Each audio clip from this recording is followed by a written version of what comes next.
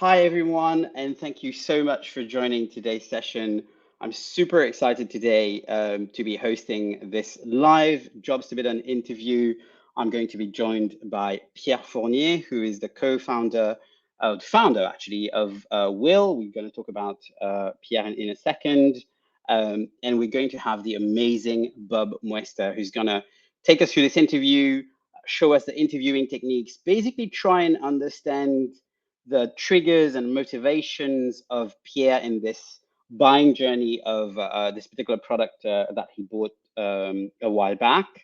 If you have any questions for Bob, please drop them in the comments window. We're going to pick them during the Q&A towards the end of this session. So we're aiming for this session to last for about 90 minutes.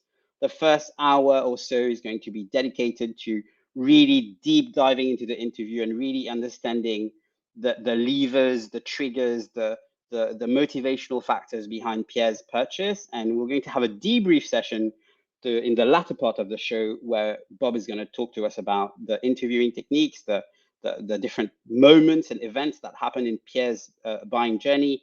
And this is when we're going to pick up some of the questions you might have along the way. So first of all, let me welcome Pierre. Hi, Pierre. Hi, Axel. Really Very good nice to to be have you here. today and really excited to hear a little bit about this purchasing journey. And let me welcome Bob. Hi, Bob. Hi, Axel. How are you? I'm Thanks for really having good. me. Well, thanks so much for taking the time to do this. Listen, let's just dive in, right? I'm gonna let you guys introduce yourself. Maybe starting Yep. with Pierre, and then Bob, you can talk to us Yep. through how this session will look like. Is that Yep. okay? Perfect. Brilliant. Over to you, Pierre.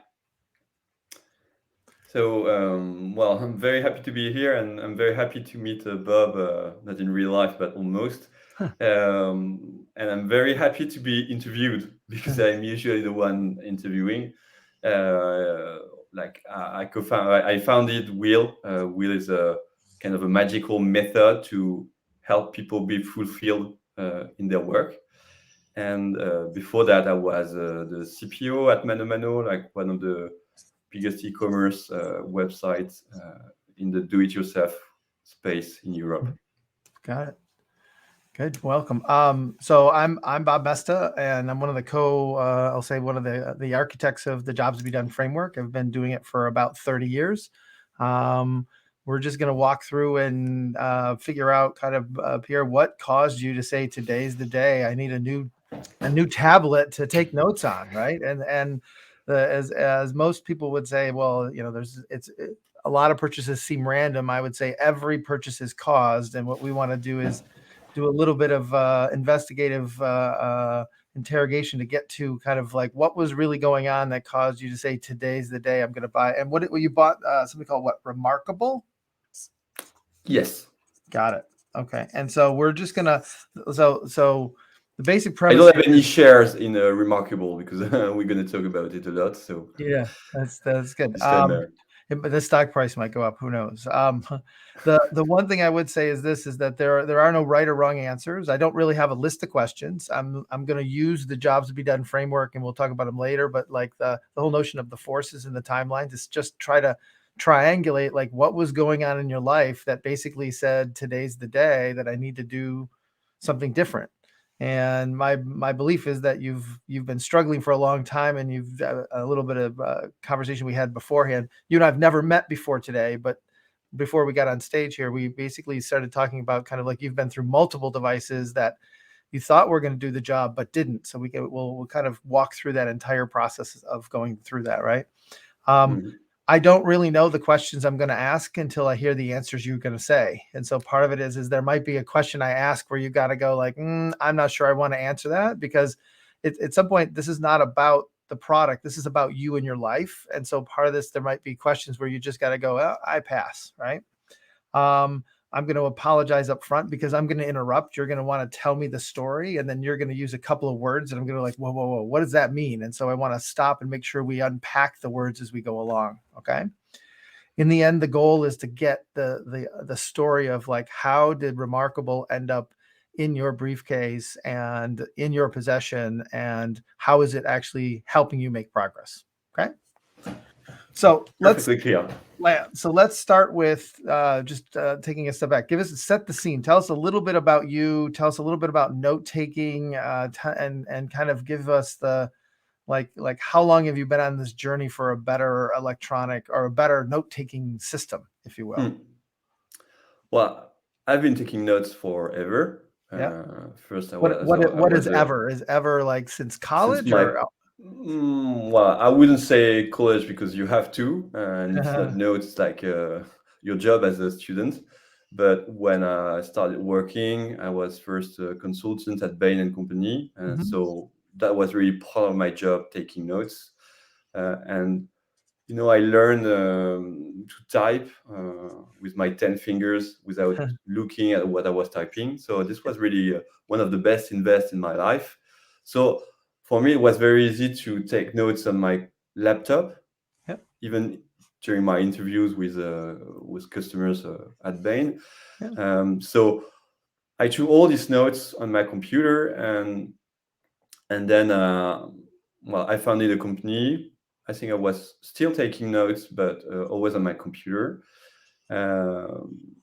And also I had my notebook. Yeah. I mean my paper sheets, Paper. but Yeah. Yeah. cahier. Just a regular like moleskin or like a little book that you take notes in, or is it? Yeah, it's not even Moleskine, just like a regular one, basic one you Yeah, could find in with the any spiral binding in shops. it and that kind of stuff. Yeah. Exactly. I love the spirals because I was able to be directly on the page I was working on, and I felt the first frustration, which was like I had these two sources for my notes: my computer and my paper. And Yes. at the beginning, in the 20s, I mean in 2000, it Yeah. was Yeah. not an issue. Like we were not trying to digitize everything, so it was normal to have Yeah. these notes on paper. But the more it went, the more the thing started digitizing, and I Yeah. was like, it would be so nice to be able to have my notes, my paper notes, on a digital support. So it's Um, been almost. So when did you actually start to like move that direction? Was it like in the 2010, or is it more recently? well, perhaps more recently because like my company didn't work, so we just stopped the company, and Yeah. then I joined Artefact as a co-founder. So again, consulting, and so I went back really deeply to note taking. I was one of the founding partners, and so it was in 2015, Mhm. and well, the digitization was mature, and Yeah. so the problem went back to me. I was like, okay, I still have Maybe these it's time. papers. Yeah. Yeah, I was like, I still have these papers because papers, doesn't like the desktop may create a barrier, a Mhm. frontier Mhm. with the person you are interviewing, and Mhm. so it cuts the relation, prevents you from being synchronized deeply with the person you are interviewing. Yep. But Yep. it's more convenient. Yep. So Yep. I still needed to take notes for some interviews on papers because it was more intimate, perhaps. Yeah. And but most of my notes were on my desktop. You use the word more convenient. What does that mean in this context? More convenient to type or more convenient to write? I think most convenient to type for me in terms of speed, in terms Got of speed, because I'm typing with my 10 fingers, so I'm writing far faster on a desktop than on paper, Got it. and So more convenient. one of just sorry, one of the trade-offs you're making though is like, look, I can use my laptop as I'm interviewing somebody face to face, but it feels so impersonal. Like I keep looking down Yes. to see what I'm writing as opposed to looking in their eyes and hearing what they mean, and I'm distracted between the two. So by having writing, I can write, but I can actually it feels like I don't have this barrier of the screen in between us as we're doing that. Yeah, it's really the barrier of the screen because I can type without looking at what I'm typing. So Got it. I'm able to type and look at my interview at the person Got I'm it. interviewing. So you don't need to But see the screen, but the screen had to be up, and so if you could just yes, type and do it. exactly. And it was one of Exactly. those things, right? But This is the point, so, and so this that's creates the a distance. so what I'm hearing is there's two struggles. One struggle is you've got it in two places, and it feels like there's different kinds of notes that you have. What would you write in the paper versus what would you type? Like, what's the difference between what they look like? Are they still Well, all outline in words? Or are you drawing pictures more when you're drawing? Or what's the difference between those two type of notes? so do you mind if I make a step back, because Yeah. you told me about the convenience, and Yeah.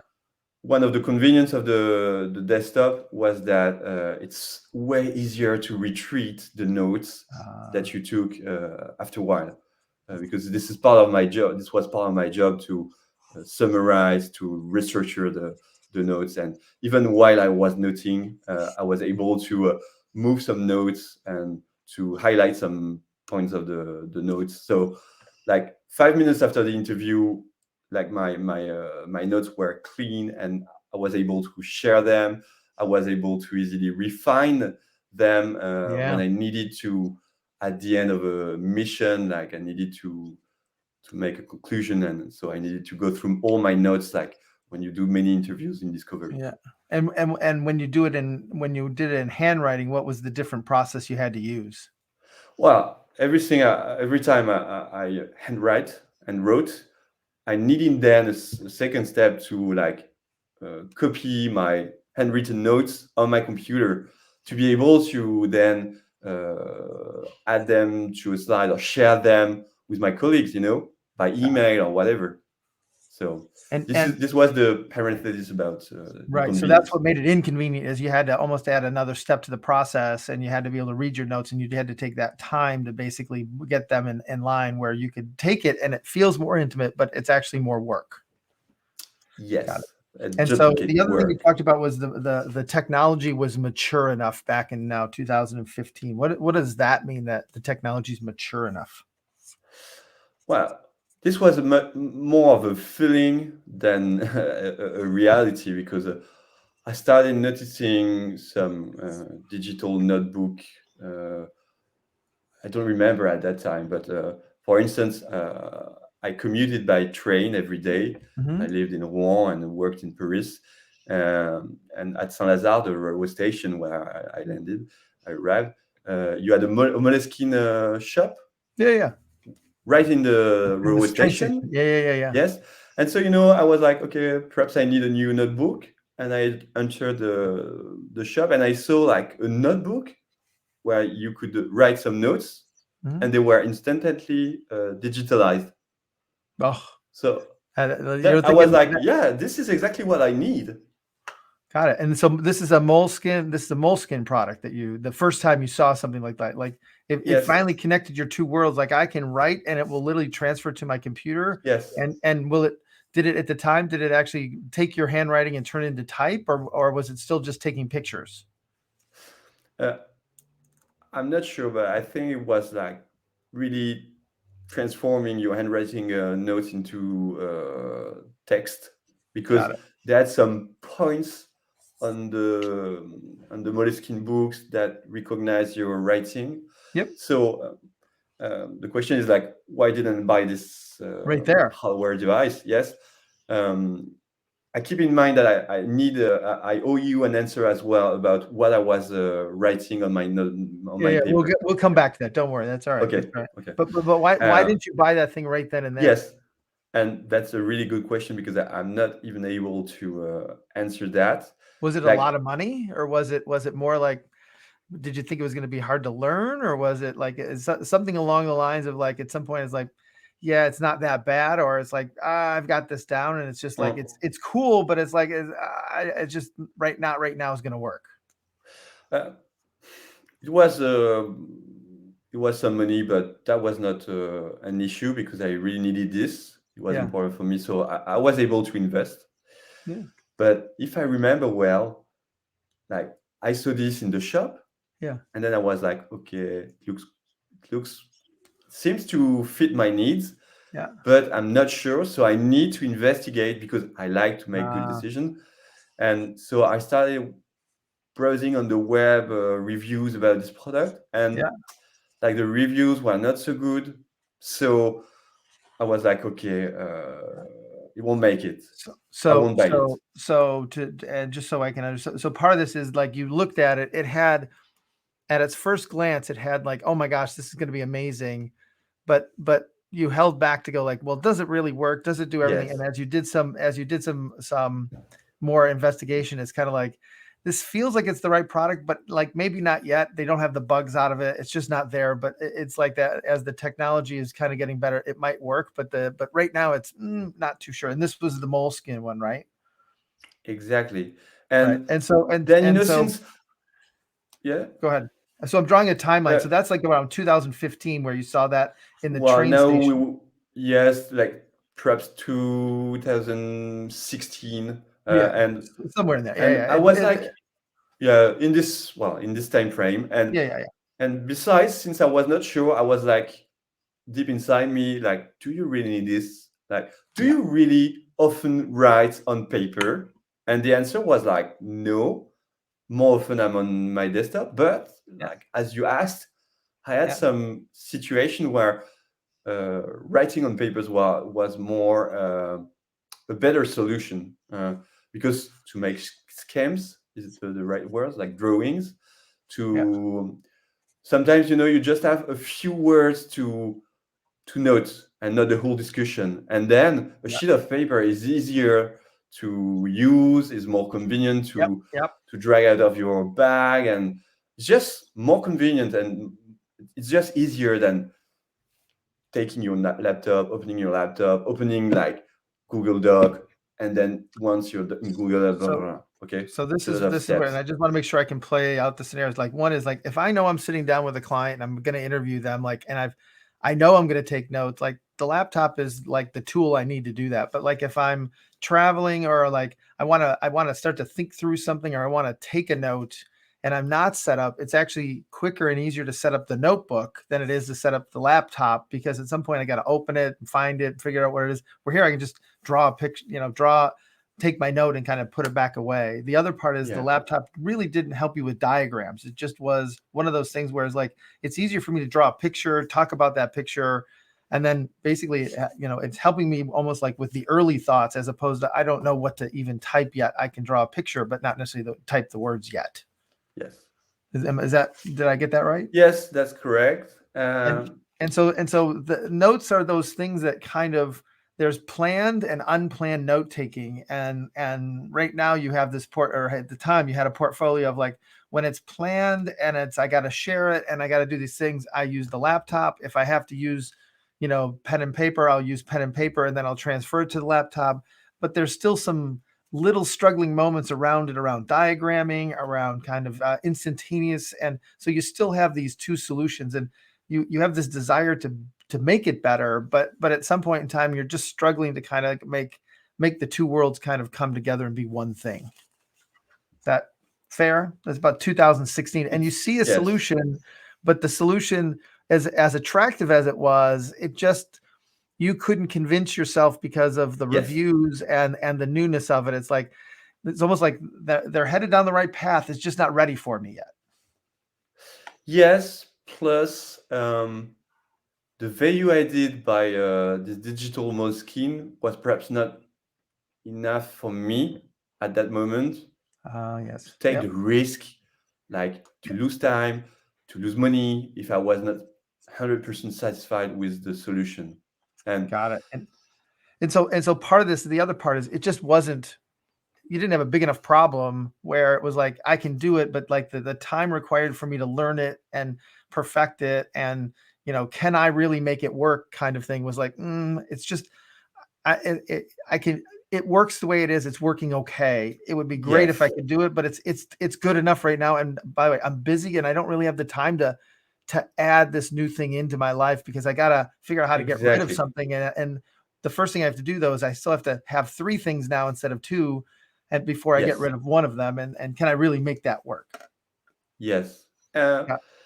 And so, all right, so let's just fast forward a little bit. So that's 16. So when do you actually buy your first device to take notes? Well, yes, like there is a new trigger that happens. Is that like we after that I moved to Mano Mano. We have so many meetings, like we spend time meetings. And at some point, I'm like, okay, guys, like close your laptops. I don't want anybody to have the laptop because it's really annoying. Like you are not 100% within with us present.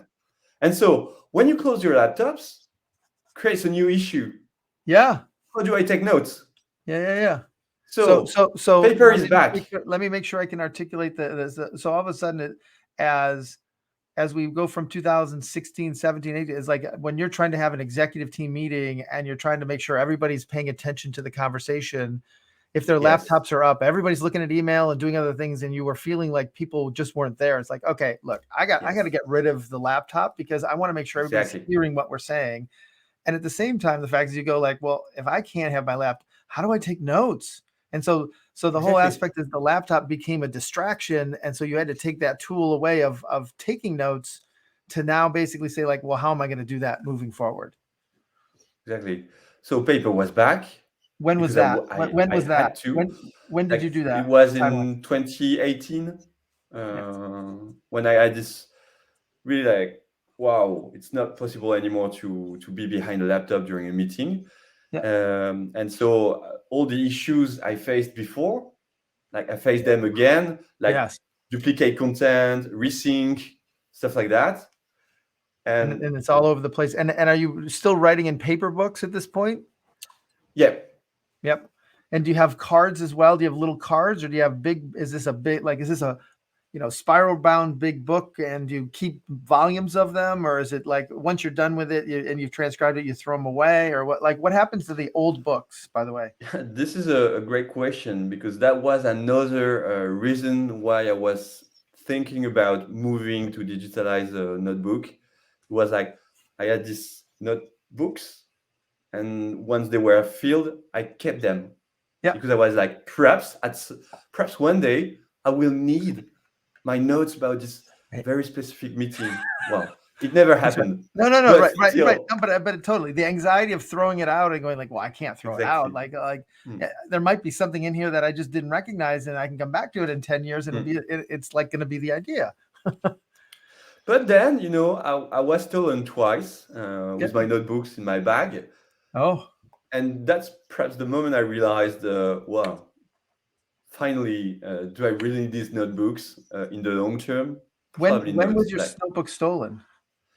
It was before 2018. So, I rewrite the past, but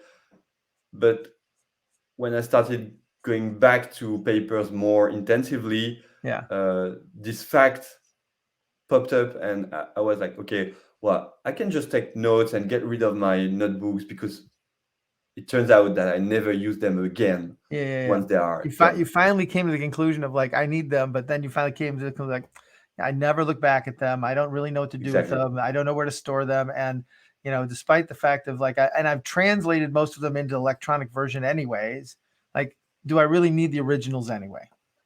Exactly. Got it. So in 2018, when you basically said you can't use laptop, what did you end up just doubling down on paper, or did you go find a device? No, I went back to desktop. Why? Because everyone struggled, I think, as I struggled for not taking without my laptop. So laptop went back during meetings. So it was a fail. Wait, what? So what was it? The fact that people just, things were getting dropped, or the notes weren't complete enough, or there was no way to track what people were doing? Like what? Like you just don't randomly kind of put, desktops back in the picture. Something had to happen. Like you said, they're struggling. What were you really struggling with?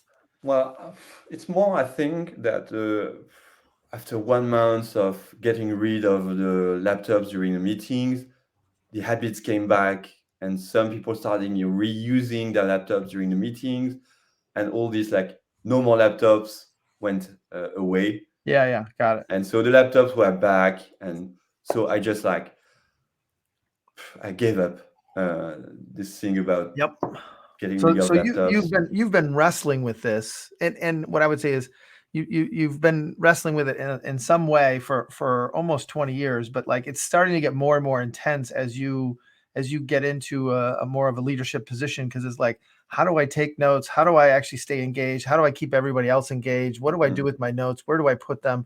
It's just one of those things where two places or two things is just, and like your time, you have less and less time, right? So I can almost see the perfect storm happening. And so, all right, so help me, I want to jump ahead in the story and then we'll come back. But like, when did you actually buy the Remarkable? I didn't buy the Remarkable at first. I bought an iPad with a pen.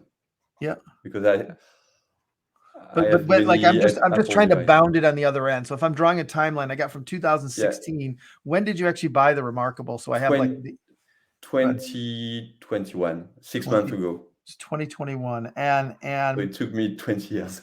Yeah. So 2021, and was it like April, or when was it in 2021? 6 months would be September. No, it was in September. September. Got it. Okay. And I can give you the trigger. Yeah. So this is where I just want to zoom into this part of it, because I've got some of the backstory, but it's like, okay, what was happening in the summer of 2021 that basically started to go like, okay, I got this problem again. What am I going to do?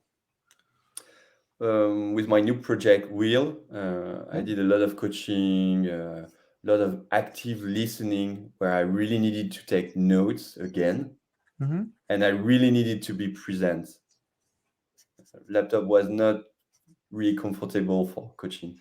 So I really had this issue again. The laptop is really not good for coaching. Why? Because coaching is really intimate and you need to be present, and laptops doesn't help at all. In what way doesn't it help? Because you have this screen in front of you. So, but you are right. Like most of my coaching were remote because of the COVID. Yeah. So in fact, it was not an issue really. It could have been, but it was not. So you are right to investigate.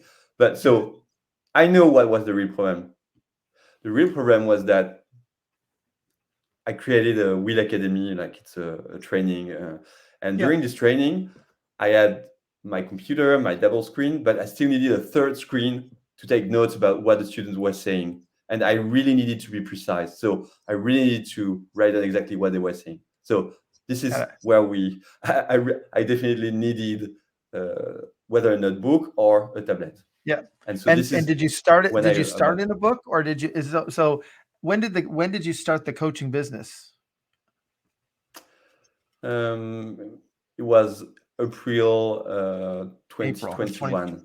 Right. So this new role that you've taken on and being able to understand how to coach is like you're setting yourself up with two screens and being able to interact and be able to see the materials. But at the same time, you're kind of like, okay, how do I take notes? And like you can add a third screen, but now you got to look at three things at the same time. And it's like it's almost getting to be it's almost overload for where you're at. So you resorted to pen and paper with the two screens as a way to coach. Yes, plus another as a way to train more than coaching. It was more the training where I needed this. Yes, and the other trigger was in Wheel we have several drawings. Yep. And so I needed to draw stuff, and I needed them on Notion that I use. So this is also why I bought this Apple device iPad, to be able to get my drawings directly without taking like pictures, importing them. That's what's so tedious. Got it. So this is where you said, all right, you know what? So before Remarkable, you actually tried an iPad with a pen, so you could do the drawings, show it on your screen, show it on the Zoom, and basically show different things. And so part of this was, it wasn't just taking notes, but it was also about being able to draw and have conversations, like having the whiteboard as the teacher. It's like, how do I actually do that? And so you started with the whiteboard or an iPad to do that. And why didn't that work? Like an iPad's pretty good. Yes, that was what I was thinking as well. But it turns out that when I was using it, it was really not convenient at all compared to a notebook, because it was too thick. So you really had this impression of having your hands high to write. Yes. Not like a paper. So when you write on the iPad, you actually can't rest your hand on the pad. Exactly. So you have to actually be precise. It's actually too precise. Exactly. And so you have to exactly, actually change your writing habit to actually make that work. exactly. Got it. And Okay. the second point that was really inconvenient was the feeling of the pen. I had the impression to write on a window. So it was What's that? So what? Why is that? What does that mean to write on a window? Too slow? Too fast? Too much? no too fast. Like it was sliding. And you was say, it yeah. influencing your writing, or was it that you were writing more less legible, or was it the fact that it just wasn't because you're in a weird position and you're moving Yeah. and it's like it's just not, it doesn't look like your notes. Exactly. It was not convenient. It was not comfortable. It was not like writing. And when you draw, I think that your mind or your body needs to this feeling of the pen scratching the paper.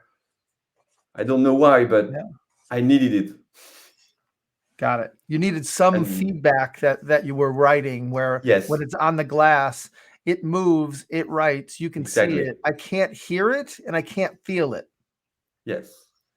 So my wife, I gave the iPad to my wife, and I went back to notebook. And then one day, Pierre, I was working with him on Wheel. He told me about the remarkable. Like it was like because he had the same troubles, the same problems I was having, and he told me that I saw this remarkable. It was really awesome. The person in the meeting was writing on it. He made me try the remarkable, and it's like writing on paper. The sound, the feeling, everything was exactly like paper. And Hold on a second. You've been there before. You saw this in 2016. Like, what makes this yes, like Pierre telling you this now versus you seeing it? That like, how skeptical are you when you hear him say that? because I heard about remarkable, but some feedbacks I had was like it's okay, but it's not perfect. And what he told me, he also told me like this is the new version of the remarkable, and they really got it now. And he Like had it's one. really different. Yeah. And he didn't have one, but he tried one. Yeah.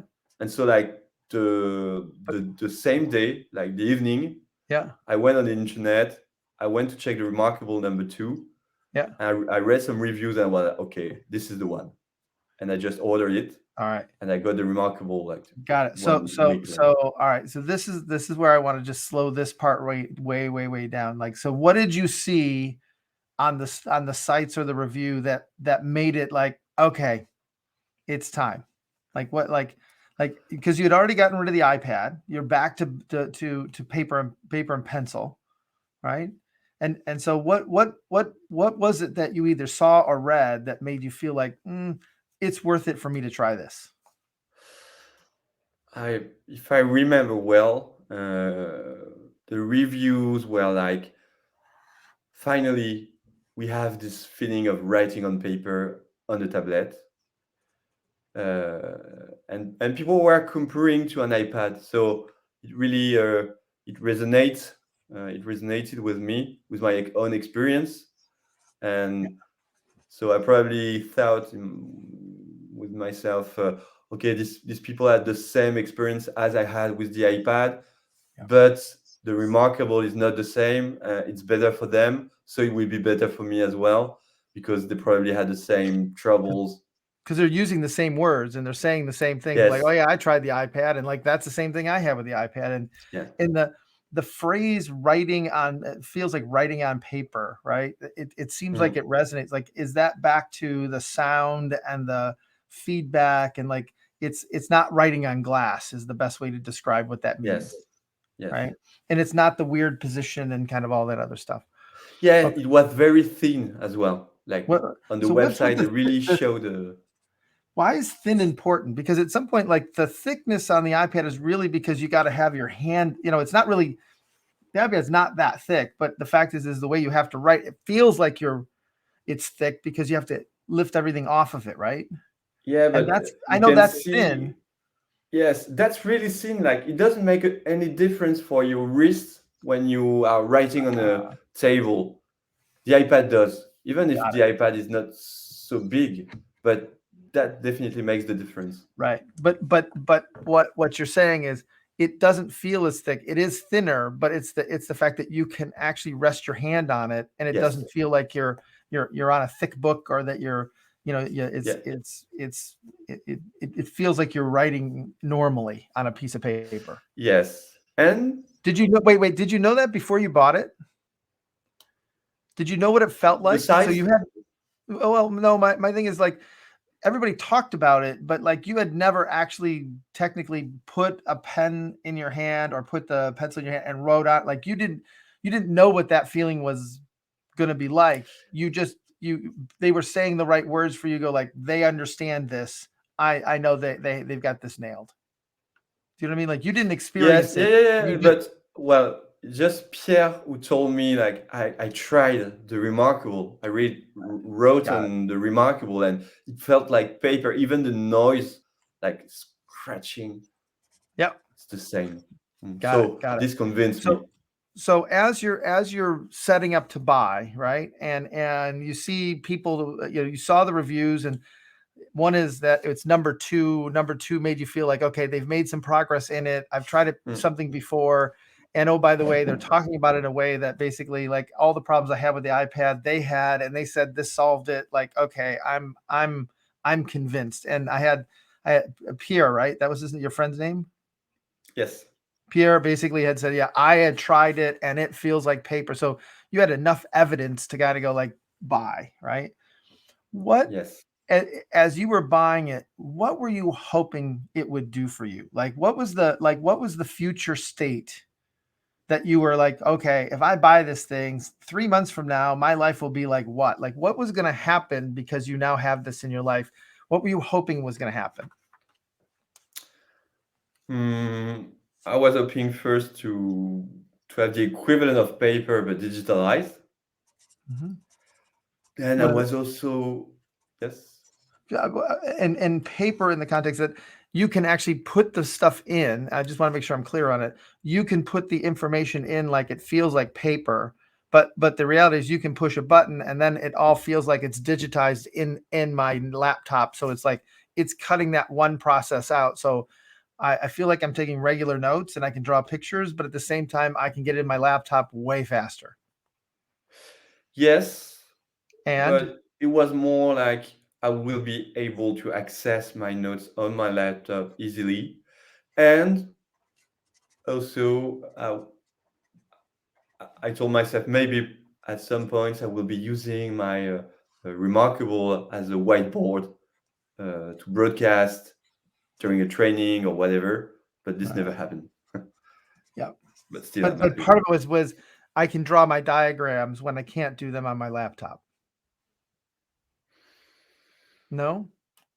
No, because when I bought the iPad,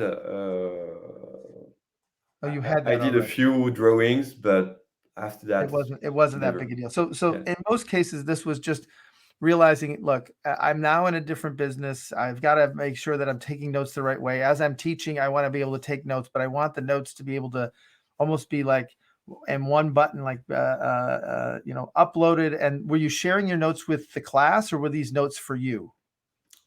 No, they were for me. Okay. So it wasn't sharing anything, but it's like, as you were taking notes, you want to be able to say, all right, here's stuff I have to do. And then what would you do with those notes? Would those notes just be then summarized to go do something else? Or would you share them with people? Or for the most part, your notes always just remained your notes of what you have to do?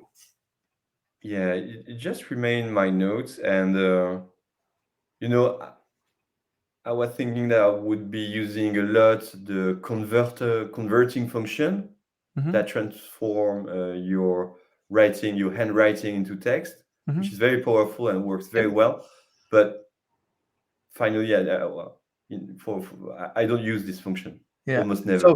So it's allowing you to take notes and then almost have an image of your notes that you can put into the laptop, or that you can actually have electronically.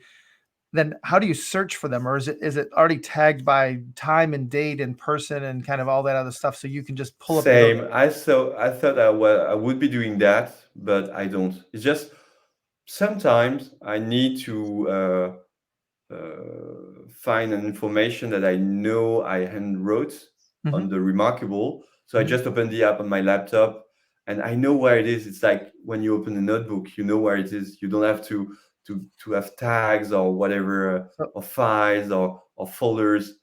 You just okay. So I don't use these features. Right. So here's the thing. So as you're buying this, though, there's a couple things that you're thinking about, all these other things that can help you do, which is, oh, I can use it to broadcast when I want to draw diagrams, and I can use it to convert my text to the note. Like there's these things you see it can do, but at the same time, as you look forward, it's like literally, I just need a way in which to take notes that I know that will actually make it into my laptop, and I can find the things, but I almost need an infinite notebook, so I don't have 10 notebooks to look through. And at the same time, I can actually get it to my laptop if I need to. But sounds like you're actually looking up the stuff in Remarkable anyways. Yes. Yeah. And on Remarkable, you can have several notebooks within Remarkable. But finally, ultimately, I only use one, always the same. Just keep adding some pages like a regular notebook. And I don't know if you want me to dive into this dimension now, but ultimately, what I really like on my Remarkable compared to my iPad, and I didn't realize that at first, is that your Remarkable, you need to take notes. You just like push this button and you write. You don't have to start the iPad and then open your note-taking app. So it's way more so easier. The access is so much easier, almost like a real notebook.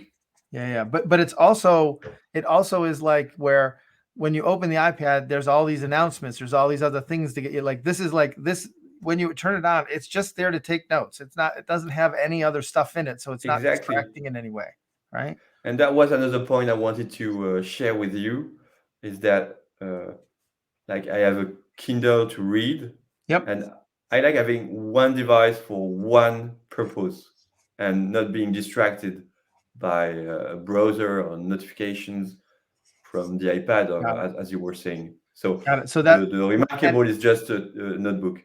And how long have you had a Kindle? For years. And when you had the iPad, did you use the Kindle on the iPad, or did you put that to the side, or did you always have a Kindle? I always had a Kindle, and I started reading some books, for instance, some manga on the iPad because it was better in the quality. And if I may open a parenthesis, something that frustrated me with the Kindle is that people don't know what you read. Whereas when people have a book, you see the cover, and it's a way to engage and to discuss with the people. And I just noticed that now on the Kindle, when you switch off the Kindle, you see the cover of the book you are reading, always. And so I noticed that on the Kindle, and on my Remarkable, it's not exactly the same, but that's something I really would like. It's just to have the last page I wrote always open, just like the cover of the book.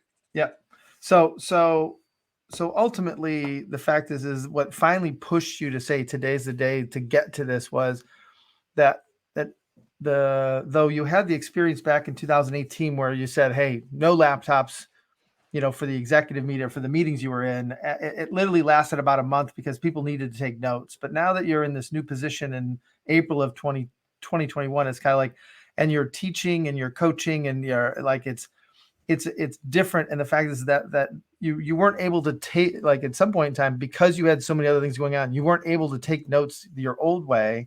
The paper system didn't really work. And ultimately it's like, I want to be able to have almost like the infinite notebook that I can just keep adding pages to. And I'd like to be able to do some of these other things, though you never did them. It was still part of the thought. Yes. But the real aspect was being able to kind of make sure that you could manage your two screens, as well as then kind of make sure that you're taking the notes you need to take and then processing them afterwards. And this all made that possible, where you could have done it on the iPad, but it just too strange and position and working it, and then and then at the same time, the fact is it wasn't it didn't feel like taking the notes, and then it was just another place to do it, where this is like a dedicated device that literally allows you to, it turns it on, it turns a note. It's very similar to like the Kindle, where it's like, I want something almost dedicated to note taking, as opposed to something that can do a lot of things and and happens to take notes, kind of thing, right? But And when then, I hear, go ahead. yes, when I hear you, like, ultimately, I really use the Remarkable as a notebook, regular notebook. But still, I want to keep the Remarkable instead of the regular notebook. Now that I Yep. have the Remarkable, and Yep. even if I don't use the features like I thought I would be Yeah. using, Yep. because But it's convenient and yeah, that's right. So do you have a notebook at all, or do you carry no pen and pencil anymore? no more pencil and no more paper. And so if you bought this in, what did you say, September of 2021, when did the notebook go away? When did you finally stop carrying the notebook? Almost the day after, and So you just I still left it at have the office, or left it at home, and said, "All right, I'm gonna do yeah, this." and And if I were to find the notebook that you had back in September, it would be half full and empty, or did you get rid of it? Like, where is it? Where's the old notebook?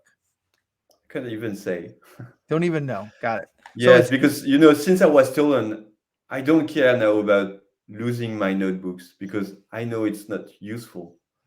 yeah, So I just don't know where they are. And the only time I went back to papers, I gave a training in a company. yeah, I didn't have my Remarkable because I was traveling, and even if it's very light, I didn't want to take too much stuff. So I had to go back to paper, and they gave me some very small notebooks, but that's the only time. yeah. And do people say anything when you go to a client and you start using it? Do they say, "What's that?" Or do you get any attention? Or for the most part, people either know what it is or they don't even ask?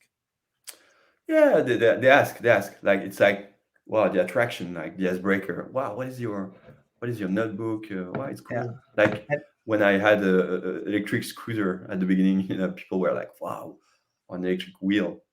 yeah. Yeah. And how many of the people that you've worked with have actually bought one? Well, for instance, like when I bought this Remarkable, I shared the news with the Pierre. trainees. I Yeah. was not the peers, my trainees Yeah. of the Will Academy at that moment. Yeah. And one of the students was like, I've been looking for something like that for years, and was like, this is just perfect. Well, at least for me.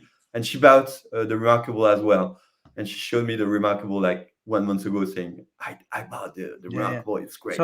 So I want to just go back to that time in September when you ordered it. Like, when you were ordering it, what were you worried about? Was there anything you were like concerned about as you're buying it? Like, what were the questions you had in your head that you were like, what am I going to do about, was there anything that you were worried about? Honestly, well, it was sold from the US, so I had to fill in a strange and admin number that I didn't have. So I had to get this number, but they explained me how to get this number. Yeah. But a part of that, I, I was very confident. Whereas for the Moleskine, I was not at all, and I didn't buy. So I can't explain why I was so confident, but I just had no doubts. It's So, funny, and what do you think? Where did the confidence come from? The fact that of the reviews you read, or did the confidence come from your PR basically telling you about it? Like, where do you think that confidence came from? I think it's a combination of all these signals, like the reviews, peer feedback, some articles I saw on the web as well. And how much time So did you spend doing that research? Like, not that much compared to Moleskine and some other stuff I had to buy. yeah, Like it was pretty straightforward. got it. I would say And 1 hour, not even. and you had no fear that it was like that, like about battery life or about, you know, a unique pen. Like, did you buy two pencils in case you lost one? Like, was there any specific, you know, anxieties around kind of operating it or syncing it with, you know, do you have a Mac or a PC, like any of that kind of stuff? Not No. really for the battery. I know that, for instance, my Kindle has a very, very long battery. So for me, it was like a Kindle. So in my mind, I knew that it would have a big battery, and Got it. no, I didn't have any question. So in In some fact, cases, this is where, you know, you know, the iPad is almost the utility player. It's almost like a laptop alternative that can do a lot of things. yes, And what you're saying is like, I know the laptop or the iPad can take notes, but it's a weird angle. It's not necessarily as yes, comprehensive. It doesn't exactly, really, like, I want to find something like the Kindle. And when you say I want to find something like the Kindle, what you mean is a dedicated device that doesn't exactly, distract me, that literally it turns on when I need it to turn on, has a long bit, like it's my notebook that happens to be electronic and it's infinite in size. exactly. It's like I wanted a Kindle for notebook, Got it. equivalent And of Kindle for note taking. and have you looked at anything else recently, or have you stopped looking because this works? I just stopped looking. It So works. so It works. so somebody else might have one, or there might be something you're like, nope, I don't even, it doesn't even register because I see it. I'm already made the progress. Well, if someone told me like, no, real remarkable is shit. Like, try this one. Yeah. I would be like, okay, show me why it's So better according to so let you. me ask this: what's you highlighted the one thing that you would love to be able to have is I can't remember what it was here. So the like, if they could do, if Remarkable could do one thing better, what would be the one or two things they could do better, or what do you struggle with now that you'd like to kind of have go away? At the moment, I don't struggle on anything. Yeah. So So you're not even perhaps I like, have some needs that I can't even figure out. yeah, But at the moment, fits great, perfectly my perfect. requirements. This has been awesome. This is exactly what we want to do. So I'm going to play back the story, and I need you to tell me, and you need to stop me if I'm not playing it back right. And then I want to know how much of the story I got right, or how much of the story did I get, and what might be missing. So you've been taking notes pretty much since out of college. And for the most part, when you were at Bain, you would take notes mostly on the laptop. You got very good at taking notes on the laptop, and you had a way in which to be able to do customer interviews and different things, and take that information and literally transform it in a few minutes and send it off to everybody. So though you did take physical notes, it wasn't necessarily, you know, your preferred way was mostly laptop, where you would use pen and paper, or paper and book, or paper and pencil if you needed to be. But the thing you did notice is that it made it less intimate when you actually were taking notes with your Hmm. laptop. So in some cases you would move to a paper and pencil to be more polite, but at the same time then you'd have to add that extra step of transcribing and putting them in and getting them into the thing. And it wasn't Correct. really a big deal, and you wrestled with it for a while, but for the most part you had both, and they worked. And then in 2014 or 15 or maybe 16, you saw like a solution out there, like, boy, that would be great if I could just have it, because I keep thinking I'm going to go back to my notes. I don't know what to do with the notebooks. I got 15 years of notebooks by this point, and like, what do I do with them? But at the same time, it was interesting, but the reviews weren't good enough. And you're like, I don't have the time to really kind of figure that out right now. And it's not that bad. Then you get to where you're now kind of running a company, and you've got in 2018 where like everybody's looking at their laptops, nobody's paying attention. So you make the call to say like, look, no laptops during the meeting. I want everybody to be attentive, which then took away your number one note-taking way and said like, all right, how am I going to take notes? So you went back to notebooks, and that lasted about a month because people just couldn't kind of cope, and the laptops came back and it kind of went away. And then, fast forward to last year where you start a new company, and you're doing a combination of training and coaching and talking to people. And as you do that, even though you're doing Zoom, and the thing is you can take notes, but now you've got to be able to see the class, see your content, and take notes like simultaneously becomes almost like a logistical nightmare in front of you. So you go back to taking it in paper, and then at some point in time, it's kind of like it's going, but your lap and your notebook has gotten lost a couple of times, and you've panicked. But then you kind of come to the conclusion, like, you know what? There's nothing in the notebook anybody can really get from it. And at the same time, like, I just need a place to write. And then Pierre comes along and says, you know what? I saw this new thing, a Remarkable 2.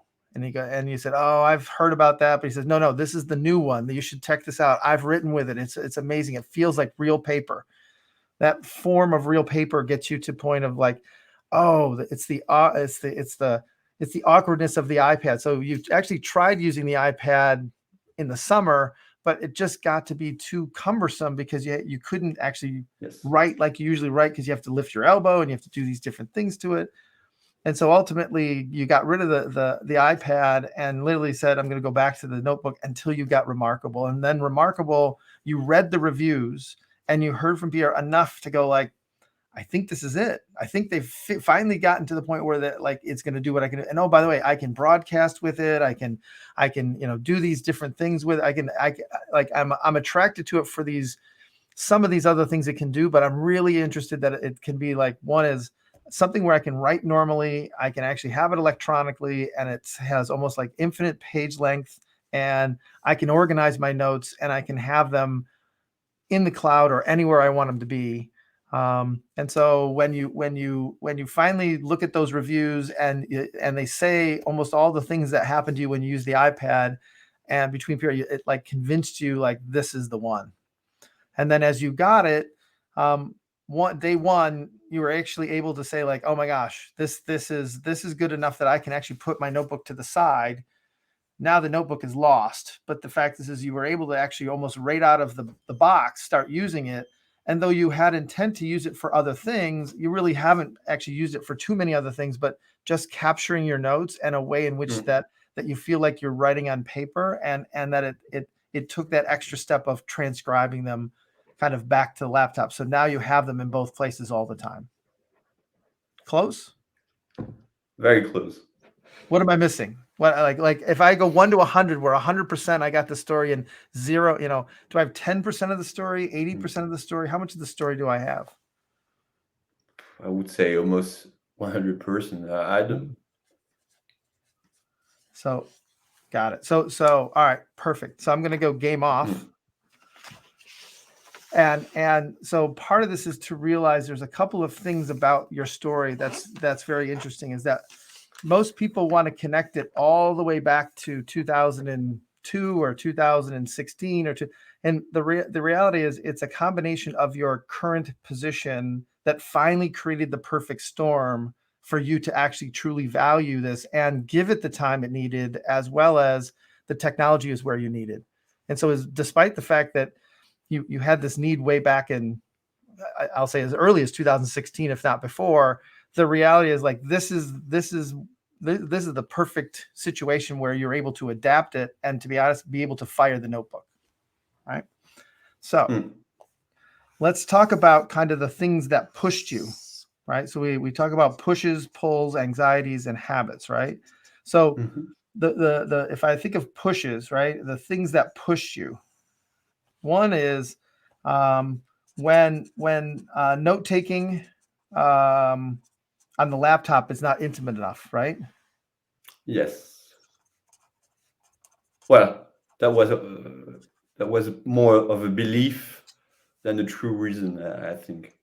But The it's an emotional push was the logistic option. In your mind, it's like I'm being it, like it's something that you're sensitive to and aware of, right? I think the other aspect is that I'll say when to be honest, when you're teaching virtually, right? And you can't take notes and run the Zoom call, right? Yeah, exactly.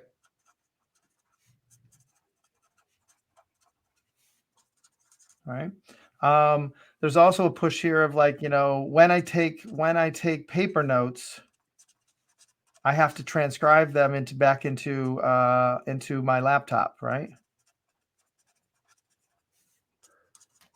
At some point, it was at some time it was an issue. I finally, perhaps it wasn't an issue. Yeah, but it's the notion of Yeah. like when you take it on your thing, like where do I put it? Where Yeah. is it? How do I know where it is? Like it's like when it's hard to find, when I have lots of paper notes and I haven't transcribed it, then it's hard to find all my notes, right?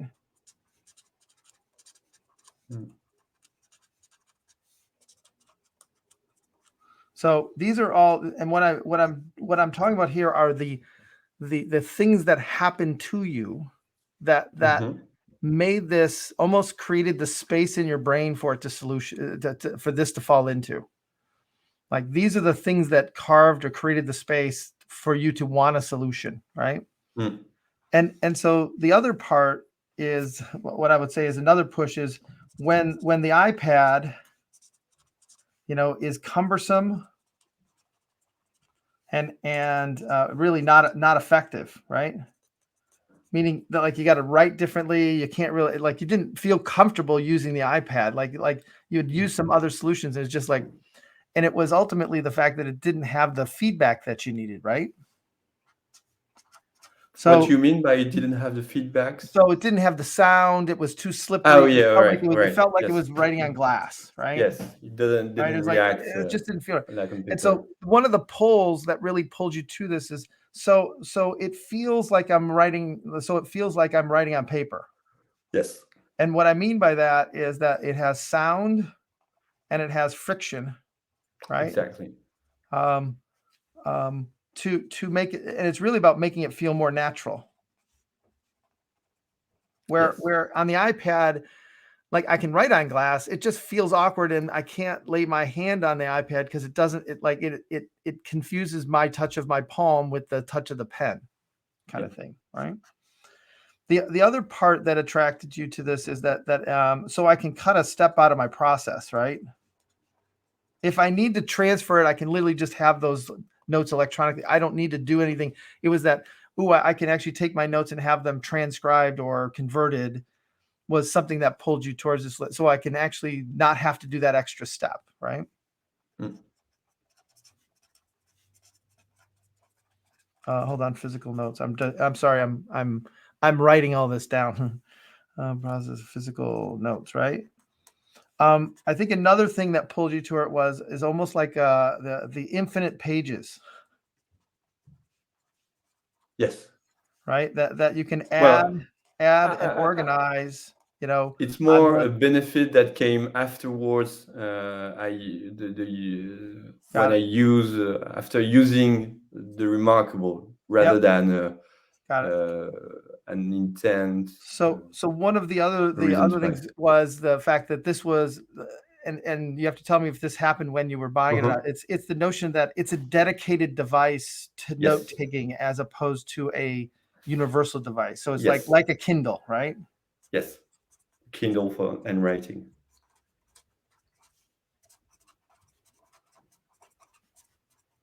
Like my Kindle is for reading. Got it. So it feels like you're writing on paper. The fact is that it's cut to step out of the process. That it's a dedicated device for your notes, right? The thinness. What is the thinness part of this thing? What was the outcome that, like, is it just lighter to carry, or is it just, it feels like it's a piece of paper? Is this get to the, it's more than that. It's a more nat, it feels like it's more writing on paper than the iPad, which felt thicker. I think it's more about convenience. It's more about comfort, because writing on the iPad was not comfortable because of you had to lift your elbow. It's very natural, so very easy, very comfortable, very natural. And thin is one of those things to say, the thinner it is, the more it feels that way. I think it helps. Yes, of course. Yes. Got it. Anxiety. Oh, so one of the other pushes you had is when someone I respect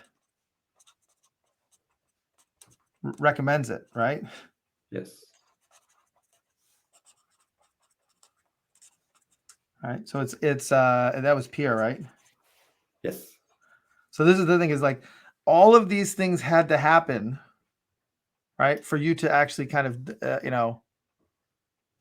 to even see an opportunity. And then when you had these things happening and it's like, hey, this has the paper feedback, this is actually it can cut the step of the process out, you can have a dedicated device and it's actually more natural to take notes, you're like, I'm in. Yeah. Am I close? Well, it's pull on the right, and on the left it's This is pull, this is fire. pushes. Okay, but what you just said is it's not 100% correct, because some stuff that you wrote down on the pull column, Yeah. I just discovered them After. afterwards using Yeah. the device. Well, so the infinite pages I put up here as observation because it happened afterwards. So what I'm really trying to get to is the moment that you decided, right? As you're like right before you decide, what is the things you're hoping for as you do this? And it's literally like, it feels like real paper. I can like, if I have to, it'll cut a step out of the process. You know, I have a dedicated thing for notes that's easy on. So I can take notes at a moment's notice, right? Yes. Instant access. Notes. Got it. And then anxieties, right? Any anxieties that you had, like you said you didn't have really any anxieties because of the reviews you read, what was there, and what was the price of it, by the way? How much did you pay? Do you remember? It's about 500. 500, right? And do you really remember, or are you just guessing? It's probably like 550. It wasn't 1,000, but it wasn't 1,000, but it wasn't 100. Exactly. Somewhere in that range. And yes. Again, from a notebook perspective, it's way more than a notebook and it's way less than an iPad. Exactly. Right. And both of them are competitors to this, correct? Correct. And well, because you use both, and it's like, well, and both of them, neither one really worked. And so, and the reasons why. I think the note paper worked, and probably if I like, money was not really an issue for me. If it had been, I would probably have considered way more my decision. Yeah. But the thing that you actually, the habit that you actually broke was basically writing in a notebook. Mm-hmm. You stopped doing that, right? I mean, you don't even know where the notebook is, so that's something you fired along the way. And I don't think you really had any anxieties. And if I think about the book, right? The book was, I've got so many notes, I've got to either transcribe them or I got to find it. Like, there's the whole issue of trying to find the stuff that basically is like, it's all accumulating up. So the iPad is almost on the high end, and if you think of the notebook is on the low end, this has actually built something that is like the perfect melding of the two, which is it's dedicated enough like a notebook, but it actually has electronics like the iPad. It actually is more natural for the iPad, more natural than the iPad. Like, it's taking the best of both of those worlds and mashing it together. Right. So it doesn't have all the features of the iPad and it doesn't have all the features of the notebook, but it's a good mashing of the two to fit to what you're really trying to accomplish. Well, it does have, to me, it does have all the features of the notebooks. Which one would you say? And more, which is more. Yeah. Because the notebook, look, they're fixed in length. I have to accumulate them. I don't really know where all my notes are. I have to, like, trying to go find where the notes are is very difficult. And usually I have to transcribe them to make them searchable. Right? Yeah. Is that not right? Yeah. The question I'm asking myself is, if I did add a constraint on the money.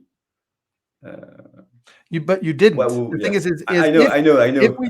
If we did, it would be a different story. But part of this is to realize, like, but just listening to you right now makes me think, like, okay, finally, my remarkable is just another sheet of paper. It's not just another sheet of paper though. It's an infinite set of sheet of paper that allows you to have more intimate conversations with people, and to be honest, helps you manage what you do now, because you can't actually take notes while you're actually teaching. And so the alternative is I can write on paper, but then I don't know what to do with all that. And at the same time, this allows me to actually keep what I'm teaching connected to the notes that I took that day. Yes. It's a bit like the Kindle for the infinite pages, because when you take your Kindle on vacation, you can take like hundreds of books and it's still very light and very thin. Got it.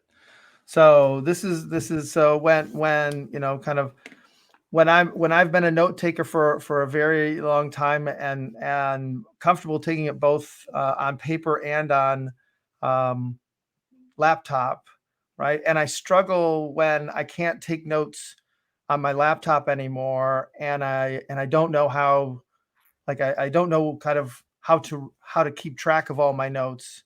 You know, help me find a thing that feels like real paper, but enables me to actually take notes and never take notes like I'm using paper, but literally help me make sure I have access to all my notes all the time. Yes. Well, there is something compelling in what you just said is I wasn't able to take notes on my laptop in the configuration of my trainings, for instance. Yeah. So it's like when you can't take notes anymore. Yeah. Right. So that's more or less kind of the this is where, again, most people would think that Remarkable is one of those things where it's like too simple. It's not, it's like, you know, it's a product that most people say like, well, you can just use an iPad, or you can use some kind of tablet. And the reality is, like, at this point, it's been designed, and the two big factors are the way you write on it, and that it feels like real paper, or it's actually a more natural writing position for you. And at the same time, it also then has the infinite notion of all the paper, and then you don't have to worry about where to put all your notebooks. And so for $500, that's actually that's a good deal for you, because at some point you're going to spend $500 in notebooks in a year. Well, good deal, I don't know, but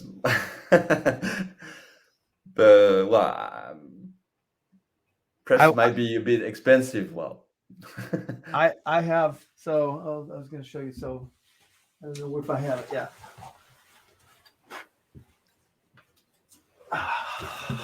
So I have the same problem you have. This is 1990, my notebook. I have 873 notebooks. And literally, I have no idea what to do with them.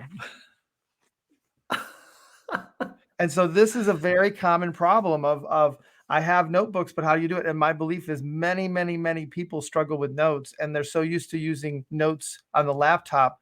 But when they get to the intimate part of this thing, it's almost like, do you actually start to think about how to position this product as when the laptop gets in the way from the real conversations you got to have, Remarkable can help you basically break the barrier and have the real conversations so you can still take your notes.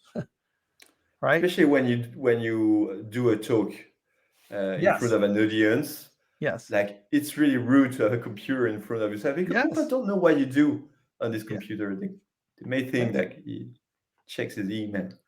Yep. So what we would do typically is we would go and do 10 interviews of different people who bought Remarkable, and then start to see the patterns of kind of pushes and pulls and anxieties and habits. And those patterns then realize that, you know, some people are doing this about being able to take notes in those situations. It might be some other people are doing it like, because I just need to be more efficient in the way I take notes and share notes.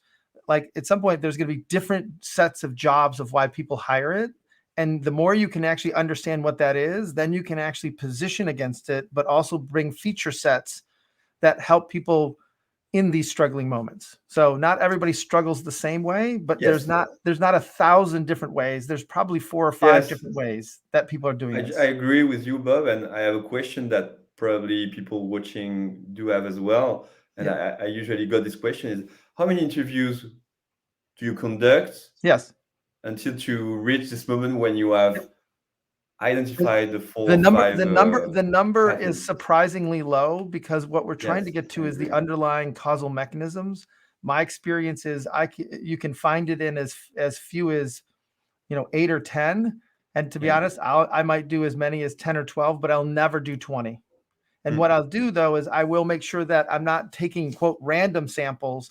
I'm taking a mixture of people in business and people in school and people older people and younger Extreme people. users. Well, not extreme, but more like think of it as like I'm trying to make sure what I say is I use a designed experiment to make sure the sample that I pull is diverse enough that represents who I'm looking for. And so if I pick 10 really different sets of people, I'll actually find what I would call are all the dominoes that have to fall. And so ultimately, it's that set of questioning that allows me to get to these pushes, these pulls, these anxieties, these habits. And it's not any one thing that caused you to do it. It's the set of these things that caused you to do it. And when we look at this as a set, then when we compare your story to somebody else's story, you're going to go like, oh, you guys are similar in this way, but you're different in that way. And out of this, we can then start to realize what are the real dominoes that are important that cause you to say, today's the day I'm going to buy a Remarkable. And you have probably people behind the screen, but your latest book is about sales. How Yeah. would you translate all we just discussed into like a selling pitch or whatever? Yeah. So I think it translates both to sales, marketing, and onboarding, right? And so I think that's where we start to think about kind of like in this case, like for example, if I because I don't know the other jobs, I haven't really heard any other stories around Remarkable. But for yours, one of the things I would do around the sales side is literally help people. You know how somebody will say like, sell me this pen kind of thing, right? They'll give you a pen and say like, Yeah, sell we've me the heard pen. that. Yeah. My aspect is how do I sell a Remarkable? Part of it is to say like, how do we highlight the struggling moment of, have you ever been in a meeting and you're literally so interested and you're literally taking notes, and at the same time people are realizing you start to realize there's like a fence between you and the other person, and it's almost like it feels like it's contrived. And the moment you put the laptop down, you start to realize like the conversation changes. How many meetings are you in where people aren't actually feeling comfortable enough because of your laptop? Remarkable can help you do that. And so part of this is to think about kind of not like they're talking about the paper and all that other stuff. And though you struggle with those things, one of the main reasons that caused you to do this in the first place is because you couldn't take notes the same way you used to. Right. And so most people want to advertise on the features and benefits. And what I want to do is I would say is I start by advertising on the struggling moments where you intuitively know you have a note-taking problem for 20 years. Right. And you intuitively know what it is. And the moment you heard people talk about the same things you talked about, especially with the iPad, it was like, they know me. I know exactly what they're talking about. I'm going to buy this sight unseen because I actually, I have a reference and they talked about the iPad problems that I had. They got to know what I'm talking about. So you didn't actually think about the features and benefits. They resonated enough with the problem that if they said it solved it, then they must have gotten it right. Right. Really interesting. I'm just going to jump in here. I'm conscious of time. Yes. Yeah, we've got Sorry. about 10 minutes left. No, that's absolutely fine. I want first of all to thank both of you for doing this exercise. Thank you, Pierre. Live in front of Thanks, the Bob. product community. There's a bunch of questions here in the comment window that I want to pick up. First of all, I want to say, on top of saying thank you to both of you, I'm quite surprised and amazed at the entertainment factor there can be in just sitting here and watching this interview unfold between you guys. It was super interesting. I was saying in the comments, it almost looks like a crime TV series and somebody doing an investigation. Do you know what I mean? Yeah, but I don't think, Pierre, you weren't uncomfortable. It wasn't like we were in the room in the police station going like, why did you buy this? It was literally just very conversational. Yes, Yeah, but my absolutely. wife is a judge, and except the atmosphere, Yeah. it's the same process of discovering Exactly. the why. But yeah, it was super interesting, very entertaining. Thank you again. I'm going to pick up a couple of questions here. There's a bunch of questions around cognitive biases and interview techniques. We've got something from Ed here. Ed, who's an ex-colleague of mine, by the way. Hi, Ed. Hi, Ed. Ed says, Bob, I hear you doing two things I'm scared of. Number one, butting in and redirecting the conversation. Yep. Number two, summarizing in your own words. I'm worried the interviewee will think I'm rude or don't want to listen to them. Have you always felt comfortable doing this and known the right balance of listening versus interrupting? Yeah. So this is actually a very big technique that I use. So part of it is one is what, and Pierre, you can confirm or deny this, but most people like to be heard. And so part of the playback is to make sure that I'm actually picking up what they're laying down. And so part of me playing it back is two things. One is, do I have it right? But the other part is I explicitly make it wrong so they'll make it better. And so when I'm playing it back, I'm actually playing it back incorrectly on purpose. So they'll actually fix it and make it better. And so most of the things is I'm only playing back the things that they're saying, probably they've said 2 or 3 times, and I know I have, but the things that I don't know, I'm usually playing back because I have holes in the story. And instead of asking them, I play it back and then they offer up the solution. The other thing is I usually don't try to tell people what they meant. I usually give them what I call brackets. Was it more like this or more like that? Was it more like the notebook or more like the Kindle? Like more like, and so part of this is the contrast is what creates meaning. And so they can tell me what it's not, and they can tell me what it's more like, but it's ultimately taking a step back because it's the contrast that creates the meaning. The third part is most people feel like the bias comes when we talk about what people want. And so if I were to talk to Pierre about what he wants in a digital notebook, that's very different because now I'm actually he's thinking about the future. And all I'm actually trying to do is figure out what the heck happened in the past. So I don't mind interrupting like an interrogator, because at some point in time, the story is what the story is. And I'm trying to actually push and pull on the story to make sure that what of it is real and what of it is embellished. And so that's why I've played it. If you listen to it over, I've probably played it back 3 or 4 times. I never played it back the same every time. Really interesting. Thanks for that. I think that was a very detailed answer, which also addresses another question Rafael had around cognitive biases. I'm going to jump to this next question here because I think it's really interesting. And Erica, who's joining from Amsterdam, is asking, when you take notes during the interview, how do you organize them while you're leading the interview? Yeah. Do you have any technique to highlight right away the push-pull, anxiety, or habits? So the first thing I was going to ask you to show. Yeah, exactly. I heard you tear a page during the interview.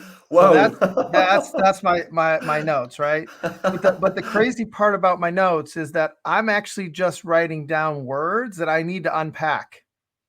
And so I do have a timeline here, and I have like April of April's when he basically started having the struggling moments, but he bought it in September of 21. And so I can look at my notes.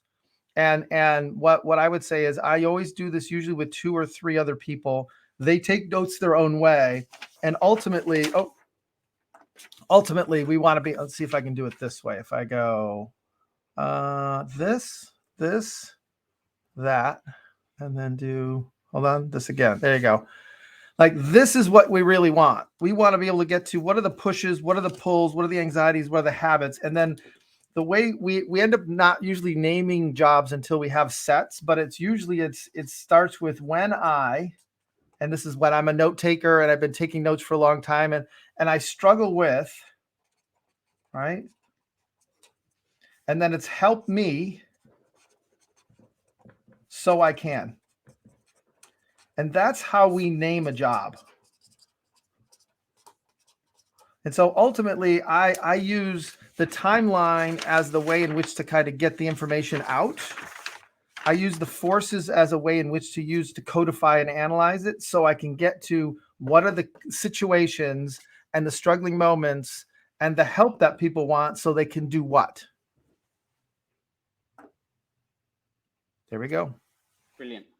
So by the way, Pierre, I'd love to be able to show it like your notion of remarkable using to project it's not big enough because like this pad I have is literally like I want to say it's like what is it? What's bigger than an A4? What's bigger than an A4? A3 probably. A3. Yeah, this is probably A3 size because I write really big and I like fat markers and I have. But what I do is I actually take a picture of it and then attach it over time, and I can remember all my notes sequentially.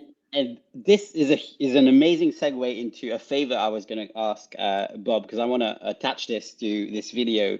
Any chance you can take a picture of these 2 sheets and send them over after this interview? Oh yeah, and I'll get them attached to the video later on. Yep, brilliant. I could do that. Brilliant. You can dedicate it to. Yeah, Pierre can have a dedicated note of his interview. Brilliant. Yeah. I'm just going to have a look. Frank here was saying the same thing. I think that there's a general theme around how do I make the interviewee feel comfortable and listened to, and there might be a risk around authority bias when rephrasing. Oh. Like how do you address that? So this is where 2 things. If you when I set up the interview, I set up the rules.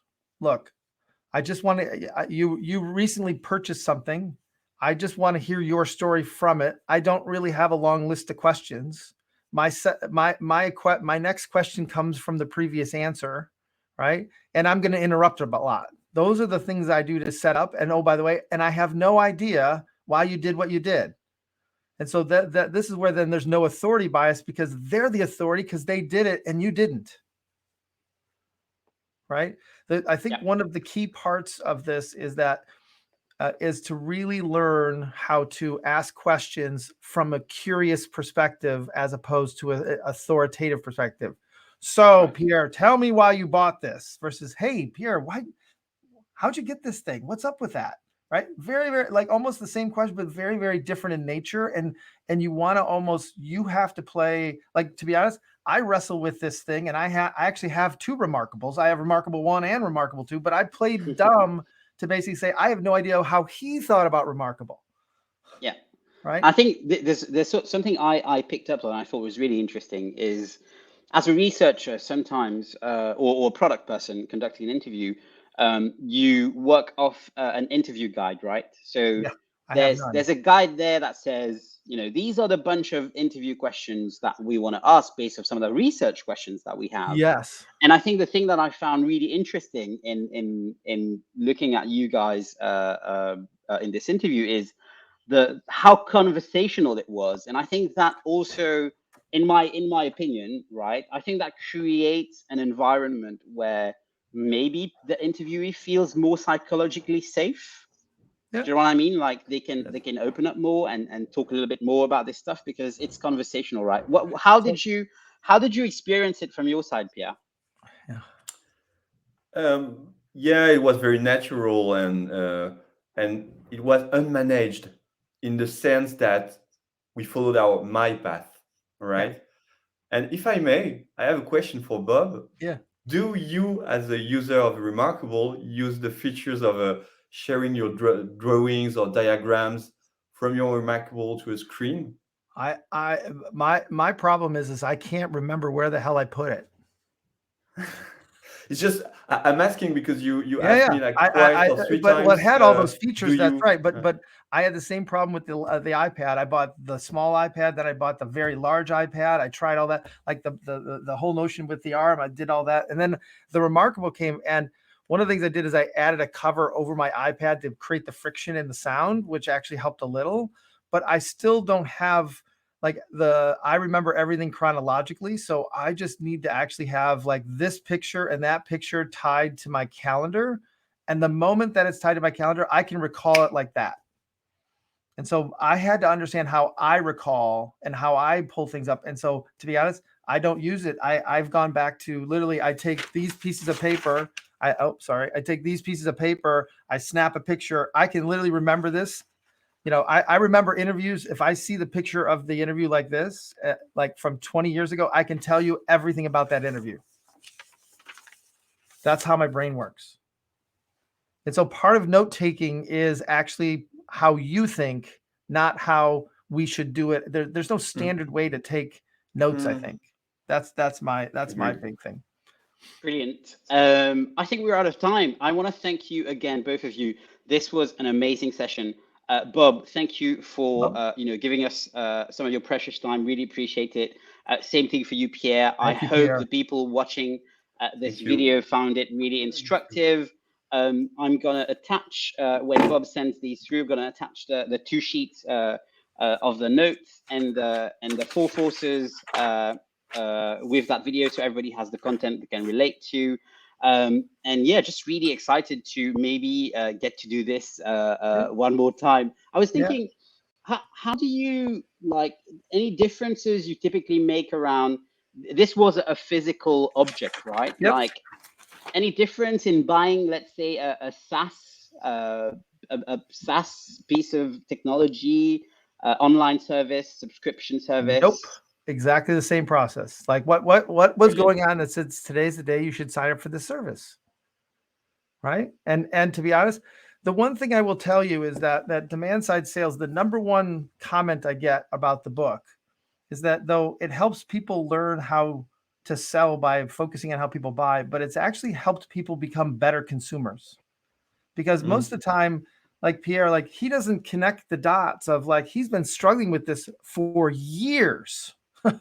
Right.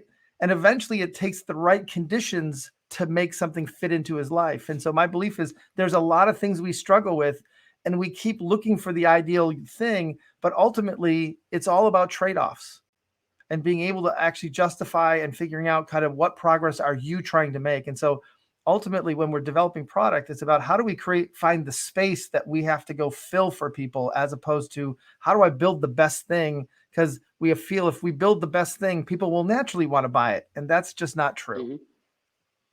Great. A quick word about your upcoming book. Oh, so I have a book out that was out last year called Demand Side Sales, but I have a new book that's coming out in April. It's called Learning to Build. And it's the bedrock skills of both innovators and entrepreneurs. Like, so I've worked on over 3,500 products, and I've worked with tens of thousands of innovators and entrepreneurs. And so it's me reflecting on kind of my journey and saying, like, what are these unique skills that people really possess that most people aren't even talking about? So like one of them is what I call empathetic perspective, is that really good innovators and entrepreneurs can see things from multiple people's perspectives empathetically. They can actually see problems. They can see conflict. They can see through time and space. They can actually see things at a very detailed level, very high level. And so, and the interesting part is the way you learn a lot of this is through art, theater and drawing. And so you start to realize, like, a lot of entrepreneurs, and they have an artistic slant to them because they need to be able to role play and be able to see things and connect the dots. So there's 4 other ones and we can go longer, but I just want to be conscious of the time. But that book will be out in April, and I'm sure we'll do another podcast on that. And if you want to collect, if you want to collect questions, more questions as people watch this, and we can do almost like, ask me anything, where we have a half hour of like, hey, at the point you did this, what were you thinking, blah, blah, blah.